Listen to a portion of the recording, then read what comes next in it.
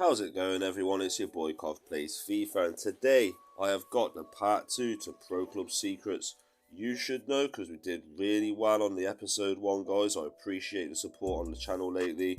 Absolutely insane. So I thought let's get this episode out with a few more of the tips and the secrets a lot of us top players use, which I do think you guys might not know. And if you do know, that is very good. That means you might have been watching the content before, or you're just very blessed.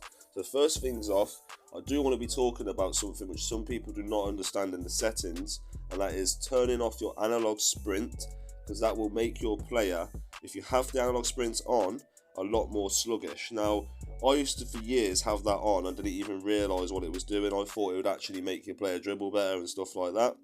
But I found actually when you hold sprint with analog sprint on, it actually slows you down and it won't let you run at full speed until basically you've got the maximum hold down. So say for instance you're using trigger. I use right bumper, by the way, for sprint with it off, so it's just instant. And again, I'd recommend trying this, because if you do feel like you're quite slow when you're making these runs and catching up to players, it could be the setting which is causing that. Now again, I would also recommend turning off your time finishing if you're a player that's playing clubs a lot and you are trying to just get that consistent finishing, because that's another setting I do turn off straight away. And I do say, like I said, with the analog sprint, the other reason I do turn it off is because of the LB speed boost, which is something some people do not know about. It is very good on all modes, but on pro clubs, it's probably one of the best ways to get away, like you just seen there. I tap the LB, I do a little pullback, and for some reason, it just every time seems to send players, like, because of the way it keeps your body balanced. Now, same with these penalties here, by the way. I've been scoring a lot of penalties this year compared to any other year, and I've been using 3.5 bar, or just over 3 bar, top corner. Now, if you do have high penalty stats over 90s, I do recommend with the shot power as well being in the 90s, you will most likely hit the top corner really well every time. So that's another little tip. Again, these little tips, some people might know, they might not be secrets to you, but to me, these things are little secrets. It's the same with some people don't know about the jockeying. If you jockey sometimes, you will realise that if you're holding the sprint button, you will get an extra animation which actually help you get tackles. Now, with the directional tackle it was added in FIFA 20, it's something you can actually do with jockeying. So if you're in defence and you're wondering, why is my jockeying so bad?